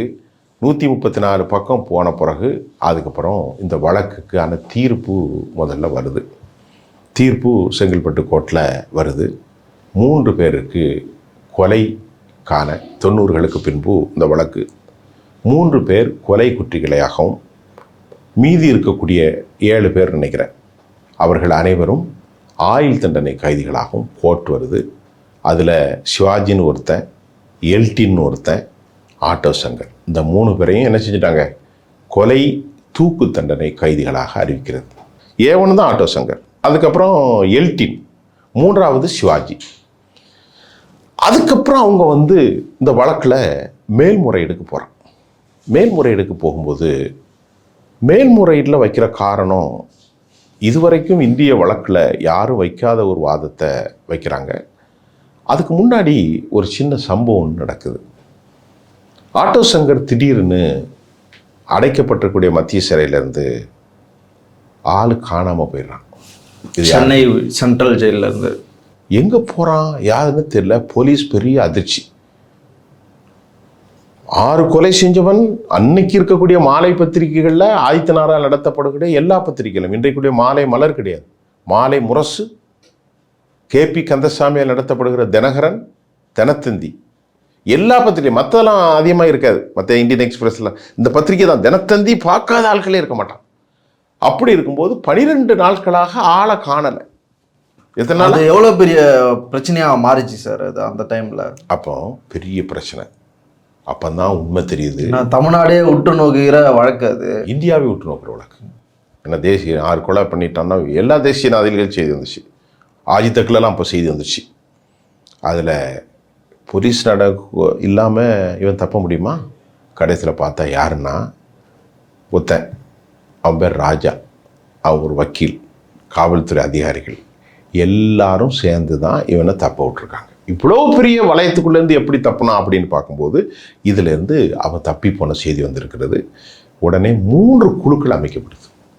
இந்த வழக்குக்கு நான் சொல்கிறது ஃப்ளஷ் பாயிண்ட், ரொம்ப ஃப்ளாஷ். சிபிசிஐடி போலீஸ், சிபிஐயில் சிபிசிஐடி போலீஸ் மற்றும் 3 குழுக்கள் அமைக்கப்பட்டு, அன்னைக்கு மொபைல் ஃபோன்லாம் கிடையாது. அன்னைக்கு இந்த ஃபோனு தான். இவனுடைய ஃபோன் எங்கேருந்து வருது அப்படின்னு பார்த்தா ஒரிசாவில் ரூர்கோலா இல்லை ரூர்கோ அப்படிங்கிற இடத்துல தங்கியிருக்கான். தமிழ்நாடு ஸ்பெஷல் படை இன்னை விட ரொம்ப ஆக்டிவான ஃபோர்ஸ் ஒரிசாவுக்கு போய் ஆளை கொத்த தூக்கிட்டாங்க. தூக்கி அதில் பயங்கரமான விஷயம் பாருங்கள், தனி விமானத்தில் சென்னை கொண்டு வரப்பட்டான். அந்த காலத்தில், புரியுதா? அந்த காலத்தில் 90களுக்கு முன்னாடி 88ல் இவன் மேலே அதுக்கு பிறகு வழக்கு நடக்கிறது. நான் இடையில சொன்னதை சேர்த்து சொல்லிட்டேன். வழக்கில் ஆட்டோ சங்கர் A1 குற்றசாலி, accused number 1, L-team accused number 2, மூன்றாவது இது அல்லாமல் பழனி, பரமசிவம், இப்படி ஒரு நிறைய பேர் மேலே, ஒரு 7-8 பேர் மேலே ஆயுள் தண்டனை. பின்பு இந்த ஆயுள் தண்டனை கைதிகள், அதில் ஒரு 3 பேர், பழனி இவங்கெல்லாம் விடுதலை செய்யப்படுகிறார்கள். இவங்க மேலே எதுவும் குற்றம் இல்லைன்னு சில நாட்கள் தண்டனை பெறாங்க. கடைசியில் இந்த 3 பேர் இருக்காங்க பாருங்க, A1 குற்றவாளி ஆட்டோ சங்கர், L-T, அதில் L-T அவரும் கொலை உறுதி செய்யப்படுகிறது. அதில் சிவாஜி விடுதலை செய்யப்படுகிறான். புரியுதா? இப்படி இந்த வழக்கு இப்படி போகுது, செங்கல்பட்டு கோர்ட்டில் இப்படி போகுது. 91களுக்கு அப்புறம் ஆட்டோ சங்கர் எங்கேயும் போக முடியாமல் உறுதி செய்யப்பட்ட குற்றவாளியாக உள்ளே இருக்கான். நியூஸ் சேனல், அதாவது ப்ரெஸ் இந்த விஷயங்களை எப்படி கையாண்டுதுன்ற கேள்வியாக அவர் எழுப்புறாரு சார். இது வெறுமனே விபச்சாரம், பெண்கள், கிசு ஒரு என்டர்டெயின்மெண்ட்டாக தான் பத்திரிகைகள் இதை கேரி பண்ணாங்க. பட் இந்த சூழல் உருவாக்குனது எது, ஆட்டோ சங்கரை உருவாக்கின பொருளாதார சூழல் என்ன, அதிகாரிகள் யாருன்ற விஷயத்தெல்லாம், அரசியல்வாதிகள் யாருன்ற விஷயத்தெல்லாம் பத்திரிகைகள் டிஸ்கஸே பண்ணல அப்படின்ற குற்றச்சாட்டை வைக்கிறாரு. இது வெறுமனே கிசு விபச்சாரம், பெண் வழக்கு அப்படிதான் ஆட்டோ சங்கரை பார்க்கணுமா? ஆட்டோ சங்கருடைய இவ்வளோ நடவடிக்கைகளுக்கும் ஒரு கட்டடம் என்பது, கட்டடம் திடீரென்று உருவாகாது. கட்டடத்திற்கு இன்வெஸ்ட்மெண்ட் இருக்குது. கட்டடத்துக்கு அடிக்கால அஸ்திவார கால் இருக்கிறது. அப்போ அதுக்கு கீழே கம்பி போட வேண்டும். அந்த கம்பி இருக்கிறது, சாந்து இருக்கிறது, ஜல்லி இருக்கிறது. அதற்கு பிறகுதான் கட்டடம் உருவாகும். ஆட்டோ சங்கர் என்பவன் வெறும் கட்டப்பட்ட வெறும் நிலை கண்ணாடியை போன்று ஒரு கட்டடம் தான். அதற்கு கீழே இருப்பவர்கள் தான் காவல்துறை அதிகாரிகள். அன்றைக்கு காவல்துறை அதிகாரிகள் சாராயம் காய்ச்சறதுக்கு ஊக்குவிக்கலைன்னு சொன்னால் ஆட்டோ சங்கர் ஒரு கொலையாரியாக மாறி இருக்க மாட்டான். அன்னைக்கு ஆட்டோ சங்கர் சின்ன விஷயம் நடந்திருக்கு போனால் அவனுடைய வாழ்க்கையும் நல்லா இருந்திருக்கும். நல்லா புரிஞ்சிருக்கேன். அப்போ நீங்கள் பேசும்போது ஆட்டோ சங்கருக்கு இந்த வடிவமைப்பு கொடுத்ததே காவல்துறை அதிகாரிகள் தான். ஆனால் முதல்ல நாம் பார்க்குறோம், அரசியல்வாதிகளை விட முதலில் ஆபத்தான பேர்வழிகள், ரவுடிகளை உருவாக்குவதில் காவல்துறை தான் இருக்கின்றது. சரி, கடைசியில் அவங்க மேலே யார் மேலேயும் வழக்கு இல்லை. யாரும் இந்த வழக்கில் வீரப்பன் வழக்கு மாதிரி தான். எந்த ஒரு அரசியல்வாதியும் சிக்கிறானா வீரப்பன்ல. பேஸ்மெண்ட் அப்படியே இருக்குது, கட்டிடத்தை மட்டும் இடிக்கிறாங்க. பேஸ்மெண்ட் இன்னைக்கு இருக்கு. அந்த பேஸ்மெண்ட்டுக்கு மேலே பல கட்டிடங்கள் கட்டப்பட்டுக்கிட்டு இருக்கு. அந்த கட்டிடங்கள்லாம் தகர்க்கப்படுகிறது. புரியுதா உங்களுக்கு? ஆனால் பேஸ்மெண்ட் அப்படி தான் இருக்கு. அந்த பேஸ்மெண்ட் யாரு? அரசியல்வாதிகள். அந்த பேஸ்மெண்ட் யாரு? காவல்துறை அதிகாரிகள். அதுதான் ரைட், அதிகாரம் இருக்கும். செங்கல்பட்டு கோர்ட்டில் ஆட்டோ சங்கர் உட்கார்ந்துருக்கும்போது அவனுக்கான தூக்கு அன்று 1995 ஏப்ரல் மாதம் 27ஆம் தேதி தூக்கு விதிக்கப்படுகிறது. இதற்கிடையில் பல சிரமங்கள் இருக்கு, அதெல்லாம் நமக்கு தேவையில்லை. அன்னைக்கு இருந்த அவனுக்கு ஒரே ஒரு வாய்ப்பு, அப்பீல் போகலாம். அந்த அப்பீலுக்கு ஒரு மிக முக்கியமான விஷயத்தை வைக்கிறாங்க. அதுலேயும் அவன் டிஸ்குவாலிஃபைட் ஆகிறான். அதுக்கப்புறம் ஒரு முக்கியமான விஷயத்தை எதிர்பார்க்குறான். இந்த 2 சம்பவத்தையும் சொல்லிட்டா இந்த வரலாற்று உண்மை மக்களுக்கு புரிவாயிரும். ஹைகோர்ட்டில் இவனுடைய சார்பாக வழக்கறிஞர்கள் ஆஜராகிறாங்க. இவன்கிட்ட தான் பணம் நிறைய இருக்கு, கோடிக்கணக்கில்.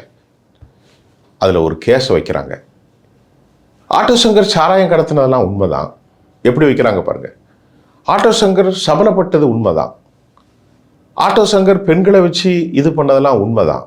தேவி தேட்டரில் பால்ஸ் நடன கிளப்பில் போனது எல்லாம் உண்மைதான். ஆனால் இதுக்கு காரணம் ஆட்டோ சங்கர் அல்ல. யார் சொல்கிறாங்க? ஆட்டோ சங்கரின் சார்பாக, இதுதான் உச்சக்கட்ட பாயிண்ட். ஆட்டோ சங்கரின் சார்பாக கோர்ட்டில் வாதங்களை வைத்த அவன் சார்பிலான வழக்கறிஞர்கள் வைக்கிற வாதமோ, auto Shankar they're confessed are guilty, he made everything talk, we accepted there. ஆனால் அனைத்துக்கு பின்னாலும் ஆட்டோ சங்கர் அல்ல. கோர்ட் அப்படியே எழுப்பி பார்க்குது, வேற யாரையும் சொல்ல போகிறானோ அப்படின்னு கோர்ட் அப்படியே பார்க்குது. யாரும் பின்னாடி இருக்காங்களோ, தூக்கு தண்டனை கைதிக்கு நாள் நெருங்குற நேரத்தில் இவன் சார்பாக அப்படி பார்க்கும்போது இந்த கோர்ட்டு 52களில் கருணாநிதி எழுப்பின அந்த என்ன படம், பராசக்தியில் வசனத்தை மாதிரி பல அரிய வழக்குகளை பார்த்த மாதிரி இதுவரைக்கும் வைக்கப்படாத ஒரு வாதத்தை ஆட்டோ சங்கர் சார்பில் வைக்கிறாங்க. என்ன தெரியுமா? ஆட்டோ சங்கர் இந்த பாலியல் குற்றவாளியாக, ஆட்டோ சங்கர் இந்த விபச்சார குற்றவாளியாக, ஆட்டோ சங்கர் பல பெண்களை கடத்தியதற்கு, ஆட்டோ சங்கர் பல பால்ஸ் கிளப்புகளில் போய் உட்கார்ந்து கேபரே டான்ஸ் போட்டதுக்கு காரணம் யார் தெரியுமா? யாருப்பா சொல்லு, யார் தெரியுமா? யாரு சொல்லையா? சினிமா டைரக்டர்கள், சினிமா தயாரிப்பாளர்கள். கோர்ட் அப்படியே ஆடி போகுது. சினிமா தயாரிப்பாளர் எப்படி? ஆமா, அவங்க தயாரிக்கிற படங்கள், அவங்க தயாரிக்கிற அரை நேப்டு ஹாஃப் நேக்டு படங்கள், இதை பார்த்து தான் ஆட்டோ சங்கர் உருவானான தவிர ஆட்டோ சங்கரா தன்னால உருவாகல அப்படின்னு வாதம் வைக்கிறாங்க. அதாவது சினிமாவுடைய தாக்கத்தால தான் ஆட்டோ சங்கர் இப்படிலாம் பண்ணாரு அப்படின்னு சொல்லி அது நிற்குமா? எந்த வாதமும் வைக்கிறதுக்கு வாய்ப்பு இல்லை, எந்த நியாயப்புறமும் வைக்கிறதுக்கு வாய்ப்பு இல்லை. ஆனால் கடைசி முயற்சியை இதை வச்சு பார்க்குறான். ஆட்டோ சங்கர் ஏற்கனவே குற்றவாளி அல்ல, இது சமூக பொறுப்பில் பாருங்கள், இது ரொம்ப முக்கியமான பாயிண்ட். ஏதோ கதை சொல்லிட்டு போகிறதில்ல, நம்ம வேலை இல்லை. ஆட்டோ சங்கர் இந்த அளவிற்கு விபச்சாரியாக மாறினது, விபச்சார பித்தனாக மாறியது, பாலியல் தொழில் செஞ்சது, பெண்களை வச்சது, அவனே ஒரு விபச்சாரனாக மாறி இந்த விபச்சாரத்துக்கு அடிமையானதுக்கு காரணம் அவன் அல்ல, அவனை சுற்றியிருந்த சூழல். அவன் சுற்றியிருந்த சூழலுக்கு அவனை உருவாக்கியது சினிமாக்காரர்கள், தயாரிப்பாளர்கள். தங்கள் உடலை வருத்தி கொள்ளாமல் தாங்கள் பாலியல் பலாத்திரத்தின் பால் மக்களை தூண்டி கேவலமான தொழில் செஞ்சதுனால அதை பார்த்து தான் என் கிளைண்ட் கெட்டு போயிட்டான். யார் வைக்கிறா? வக்கீல். அதை பார்த்து தான் என் கிளைண்ட் கெட்டு போயிட்டான். அதனால தான் அவன் செஞ்சான். மயிலாட் அவனை விடுதலை போடுங்க. இதுவரைக்கும் இந்திய வரலாற்றில் இப்படி ஒரு கேஸ் வைக்கல சுபாஷ். கோர்ட் எப்படி இதெல்லாம் ஒரு ஏற்றுக்கொள்ள முடியுமா? ரோட்டில் போகிறேன், ஒரு பெண் அசிங்கமான ஆடையை உடுத்திருந்தா, அதனால் நான் போய் அடுத்த பெண்ணை கை இழுத்து பண்ணேன், அவளை சாகடிச்சிட்டேன்னு சொன்னால் எந்த கோர்ட்டு விடும்? ஒரு கோர்ட்டும் விடலை. இந்த நேரத்தில் ஆட்டோ சங்கர் தனிமைச் சிறையில் அடைக்கப்படுகிறான். இந்த வழக்கும் தள்ளுபடி செய்யப்படுகிறது. ஒரே ஒரு மனு, அன்றைக்கு கருணை மனு, இந்திய மூத்த ஜனாதிபதி லெட்ரு, இவனை விடுதலை செய்ய வேண்டும். அன்னைக்கு யார் ஜனாதிபதி? சங்கர் தயாள் சர்மா. நல்ல அற்புதமான ஆள். ஆட்டோ சங்கர் அப்போ உட்கார்ந்து தனிமையில் இருக்கும்போது காவல்துறையிட்ட சொல்வானா, சார் பாருங்க சார், எனக்கு லெட்ரு வந்துடும் சார் அப்படின்ட்டு. அந்த இரவு மறுநாள் காலை அவனுக்கு தூக்கு. நள்ளிரவு வரைக்கும் காவல்துறையினுடைய ஸ்டேட்மெண்ட் மறுநாள் பத்திரிகையில் வருது. விரைத்து பார்த்து கொண்டிருந்தான் சுவர்களை, எந்த சலனமும் இல்லை. ஆனால் நாங்கள் போய் இப்படி எட்டி பார்க்கும்போதுலாம், சார் லெட்ரு வந்துச்சா அப்படின்னு கேட்பானா. நேரமோ டிக் டிக் டிக் என்று கனக நடிகளில் சென்று கொண்டிருக்கிறது. 3 மணி நேரம் 4 மணி நேரம் குறைந்து கொண்டே இருக்கிறது. நள்ளிரவு 12 மணிக்கு மேல் அவனுக்கு இருப்பது ஒரு 4 மணி நேரம். 1 மணி ஆகிறது, 2 மணி ஆகிறது, 3 மணி ஆகிறது, 4 மணி ஆகிறது, 5 மணி ஆகிறது. இந்த காலகட்டத்தில் அவன் தூங்கவே இல்லை. இதற்கு முன்பு அவன் உடல் மிகவும் மெலிந்து போனது. போலீசாருடைய வாக்குமூலம். திட உணவுகள் எதுவும் அவன் எடுப்பதில்லை. விரைத்து பார்த்து கொண்டே இருப்பான். பால் மட்டும்தான் குடிப்பான். ஆனால் அதில் ஒரு விஷயம், கடைசியாக அவன் இறப்பதற்கு முன்பு அவன் பெரும் நம்பிக்கையில் இருந்தது, கருணை மனுவில் தன்னை தப்பித்து விடுவார்கள். 12 மணிக்கு நாங்கள் போனோம், 1 மணிக்கு போனோம், 2 மணிக்கு போனோம். சார் லெட்ரு வந்துருச்சா சார் அப்படின்னு கேட்பானா. திடீர்னு சார் லெட்ரு வந்துருச்சா சார், லெட்ரு வந்துரு சார் அப்படிமானா. ஒரு மாதிரி பித்து பிடிச்சவன். போலீஸ் எதுவுமே பேசாது, எதுவும் வரல சங்கர் அப்படின்ட்டு போயிடுவாங்க. மணி 4 ஆகுது. அந்த காலகட்டத்தில் சங்கர் ரொம்ப கவனமாக இருந்தான் அப்படின்னு ஒரு தகவலையும் காவல்துறை சொல்கிறாங்க. அவனுக்கு ரொம்ப கவலைப்பட்டது, இவ்வளவு பெரிய கொலைகாரன், இவ்வளவு பெரிய விபச்சாரன், ரொம்ப கவலைப்பட்ட ஒரு விஷயத்தில். இதெல்லாம் சமூகம் தெரிஞ்சுக்கிடுங்க, ஏதோ என்டர்டைன்மெண்ட்டுக்கு பேசிட்டு போகலை. அவனுக்கும் ஜெகதீஸ்வரிக்கும் பிறந்த ஒரு குழந்தை. அந்த குழந்தையின் பேர் கீதாலட்சுமி. இது குறித்து அவன் சிறையிலே சாகும் முன் அந்த பெண்ணை குறித்து ரொம்ப கவலைப்பட்டானான். இந்த பாசம் எப்படி இருக்கு பாருங்க. எவ்வளவு பெரிய கொலையாளி, எத்தனை பேரை கொலை செஞ்சிருக்கிறான். தன் மகளை அவன் சாகடிக்க நினைக்கல, தன் மகனுடைய வாழ்க்கையை குறித்து அவன் யோசிக்கிறான், கீதாலட்சுமியை குறித்து. ஜெயிலர் சொல்லும் போது சொல்றாரு, அவர் கடைசியா எழுதின லெட்டர் அவங்க மகளுக்கு தான் எழுதினாரு. தெளிவாக எழுதியிருக்கான்.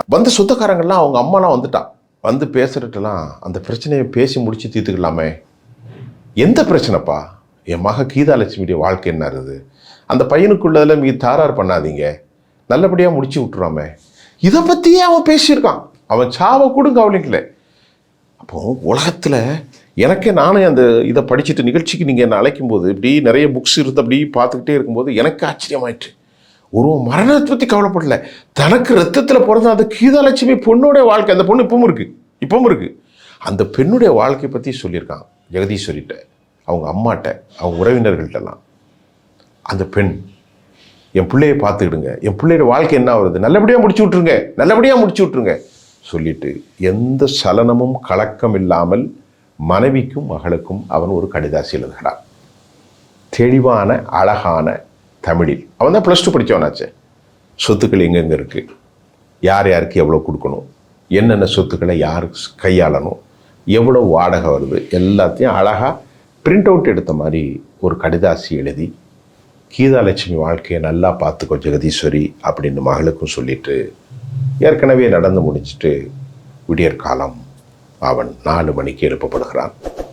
பொதுவாக தூக்கிலிடுவதற்கு விடியற்காலம்தான் உகந்த நேரம். மாலையோ நள்ளிரவோ தூக்கிலிட மாட்டார்கள். அப்சல் குரு போன்ற கொலையாளிகளுக்கும் இதுதான். மும்பை கொலையாளிகள் எல்லோருக்கும் அந்த விடியற்காலை நேரம்தான். சங்கர் சார் லெட்டர் வந்துருச்சா சார்? வாங்க சங்கர், குளிக்க போகலாம். குளிக்க போனால் ஒரு பக்கம் வெந்நி, மற்றொரு பக்கம் தண்ணீர். தண்ணியில் குளித்தா நல்லா இருக்கும் சார், சுடு தண்ணியில் இல்லை. அதை படிக்கும்போதே ரொம்ப கஷ்டமாக இருந்துச்சு எனக்கு. ஏன்னா நான் சில விஷயங்களை ஒரு எழுத்தாளனாக அப்படி தான் பார்ப்பேன். மரண கதியில் இருக்கிற போது எப்படிப்பட்ட உணர்வுகள் இருக்கும் பாருங்க. அதெல்லாம் ஒருவன் செய்த தவறுகளை தாண்டியும் நமக்கு ஒரு மனிதநேயம் அங்கே வரும். எனக்கு வந்தது நான் படிக்கின்ற போது. சதாம் ஹுசைன் தன் கழுத்தில் போட்டுக்கொண்டு அவர் இறைவன் மகப்பெரியவன் என்று சொன்னார். அதுக்கெல்லாம் பெரிய மனநிலை வேணும். தண்ணியை குடிச்சிட்டான், ஆடைகளை உடுத்திட்டு காவல்துறை வருகிறது. இனி நேரம் இல்லை, இனி எந்த சர்மாட்ட இருந்தும் உனக்கு லெட்டர் வராது. சரியாக முள் 5ஐ தொடுகிறது. கருப்பு கோலை, கருப்பு துணி அவன் தலையிலே குப்பாயம் ஒன்று போடப்படுகிறது. கல்கள் தலையிலே இருக ஒரு தூக்கு கயிறு மாற்றப்பட்டு கிரிச்சென ஒரு சட்டத்தில் எல்லாம் முடிந்தது. வானத்தில் அதிகாலை நேரம், காகங்கள் சத்தம், பறவைகள். சங்கர் மடிந்து போனான். சிறை விதிகள் படி ஓடி டெஸ்ட் பண்ணாங்க. அவன் இறந்து போயிட்டான் சார். 6:15க்கு வெளியே வந்தால் ஒரே குழப்பம். அவனுடைய மனைவி, அவனுடைய மகள் கீதாலட்சுமி ஆட்டோவில் இறங்குறாங்க. 6:15க்கு அவங்க அம்மா காவல்துறையை கடூரமாக திட்டுகிறார்கள். 10 கொலை பண்ணவெல்லாம் தப்ப விட்டீங்களடா, என் பிள்ளையை மட்டும் கொண்டுட்டீங்களேன்னு. அவன் வாழ்க்கை இதோடு முடிந்தது. 95 ஏப்ரல் 27 அதிகாலை 5-7 மணிக்கு சங்கர் தூக்கிலிடப்பட்டான். இப்போ தமிழ்நாட்டில் நிறைவேற்றப்பட்ட கடைசி தூக்கு தண்டனை கைதி ஆட்டோ சங்கர் தான். இப்போ சினிமா மூலமாக தான் என் கிளைண்ட்டு கெட்டு போயிட்டாரு அப்படின்னு அவருடைய வழக்கறிஞரும் சொல்கிறாரு. ஆனால் சினிமாவில் தொடர்ந்து இது மாதிரியான சமூக விரோத செயல்களில் ஈடுபடுறவங்க ரவுடிசத்தை முன்னிறுத்தி படங்கள் எடுப்பது ஒரு ரோல் மாடலாக மாறுதோ இப்போ இருக்கிற தலைமுறையினருக்கு. இப்போ நம்ம திருத்தணி அந்த ட்ரெயினில் பார்த்தோம், ரீல்ஸ் போட்டு வெட்டுறானுங்க. இப்போ அக்னி பிரதர்ஸ்னு ஒரு டீம் இருக்குது, ரீல்ஸ் போட்டு வெட்டுறது, அதை காட்டுறது, அருவா வச்சு இது பண்ணுறது. இப்போ அந்த கவின் கொலை வழக்கிலுமே அந்த பையன் அருவா கத்தியோட தான் ரீல்ஸ்லாம் போட்டிருக்கான். அப்படின்றப்போ ஒரு தவறான ரோல் மாடலை உருவாக்கிட்டு இருக்கோம் சினிமாக்காரர்கள்ட்ட இது குறித்து நாம் பேசினோம், பேட்டி எடுத்தோம். சினிமாக்காரர்கள் சொல்வது நாங்கள் எதுவும் புதிதாக காட்டவில்லை. சினிமா என்பது என்ன? மிரர் ஆஃப் சொசைட்டி, சமூகத்தின் பிரதிபலிப்பு தானே. நாங்கள் எப்படி காட்டுறது? கற்பழிப்பு என்றால் அப்படி தானே காட்ட வேண்டும். பெண்ணுடைய நகை ஆடையை கிழிப்புற மாதிரி, அவர் மார்பகம் தெரிகிற மாதிரி, அவருடைய முழங்காலுக்கு மேல் நாங்கள் துணியை கிடக்கிற மாதிரி, மேலே ஒரு கட்டி போடுற மாதிரி, இதெல்லாம் தூண்டாதா? தூண்டும். ஆனால் தத்ரூபமாக ஒரு படைப்பாளன் எப்படி செய்வது? இல்லை சார், படம் முழுக்க கஞ்சா அடி நான் சொல்லலை, சினிமாக்காரர்கள். அதுதான் நானே கேட்குறேன். இப்போ படம் முழுக்க கஞ்சா அடிக்கிறத காமிச்சிட்டு லாஸ்ட்டில் கஞ்சா வச்சா தப்புப்பா அப்படின்னு சொல்கிறது தப்பு தானே? தப்பு தான். அது சட்டத்தில் இருக்கிறவங்க யார் இருக்கா? அதை சரி பண்ண வேண்டியது அப்படி எல்லாத்தையும் காட்டுகிறார். நீங்கள் சொன்ன மாதிரி கற்பழிப்பை காட்டுகிறார்கள், பலாத்காரத்தை காட்டுகிறார்கள், பொதுவெளியில் வரக்கூடிய பொம்பளை பிள்ளைய 4 ரவுடிகள் அவரை சீரழிக்கக்கூடியது எப்படிங்கிறத தத்ரூபமாக காட்டுறாங்க. அந்த பெண்ணை வன்புணர்வு செய்வது தத்ரூபமாக காட்டுறாங்க. அவளுடைய உதட்டோடு இவன் உதட்டை வைத்து அதை கிஸ் பண்ணக்கூடிய அந்த காட்சியை, இதெல்லாம் எதுக்கு கமர்ஷியல் பண்ணுறது? இதெல்லாம் சமூக பொறுப்பு இல்லை, இது கமர்ஷியல். புரியுதா உங்களுக்கு? அதை காட்டிவிட்டு நியாயம் பேசுகிறார்கள். நாங்கள் சமூகத்தை திருத்துவதற்கு இதற்கு வலிமையான சட்டங்கள் ஒன்று மட்டும்தான் இருக்கும். இந்தியாவை பொறுத்தவரை பனானா டெமோக்ரஸியில் இந்த சட்டங்கள் ஒருபோதும் சாத்தியமில்லை. இப்போ ஆட்டோ சங்கர் வாழ்க்கையிலேருந்து நம்ம புரிஞ்சுக்க வேண்டியது என்னது சார்? ஆட்டோ சங்கர் வழக்கிலிருந்து இளைய தலைமுறைகளுக்கு புரிந்து கொள்வது, 45 ஆண்டுகளுக்கு முன்பால் இருந்த ஒரு நிலை வேறு, இன்று வேறு. ஆனால் இன்றும் பல ஆட்டோ சங்கர்கள் உருவாகி கொண்டு தான் இருக்கிறார்கள். அதில் எந்த விதமான சம்பவம் இல்லை. ஆனால் அந்த காலத்தை விட இன்றைய காலகட்டத்தில் நெருக்கடியான நிலைக்கு மாறி வருகிற உலக விவகாரத்தில் இன்னைக்கு ஒரு டிஜிட்டலைஸாக மாறி போயிட்டு இன்றைக்கும் சமூக வலைத்தளங்களின் மூலம் காசிங்கிற ஒரு கொடூரமானவன் கன்னியாகுமரியில் உள்ளவன் டாக்டர் உள்பட 600 பெண்களை வீழ்த்தினான். இன்றைக்கு அவன் சிறைக்குள்ளே இருக்கான். இன்றைக்கி ஃபேஸ்புக் மூலம், இன்றைக்கி ட்விட்டர் மூலம், இன்றைக்கி வாட்ஸ்அப் மூலம், வலைத்தளங்களின் மூலம் மோசடிகள் நடக்கின்றது. திருமணமான பெண்களும் இதில் மாட்டி விடுகிறார்கள். ஒரு விஷயம் சார், சட்டத்தை எப்படியோ இந்திய நாட்டில் செய்ய முடியாது. ஒவ்வொரு தனி மனிதனும் ஆட்டோ சங்கர் மூலம் நீங்கள் தெரிந்து கொள்ளுங்கள். ஆரம்பம் உங்களுக்கு சுகமாக இருக்கும். பெண்கள் கிடைக்கும், போதைகள் கிடைக்கும், பாலியல் கிடைக்கும், அதிகாரம் கிடைக்கும். சிக்கிவிட்டால் உங்களை காப்பாற்றுவதற்கு யாரும் இல்லை. கவனித்துக் கொள்ளுங்கள். இதுதான் ஒரு செய்தி. அரங்கத்திற்கு வந்து பல்வேறு தலைப்பு ரொம்ப நன்றி சார்.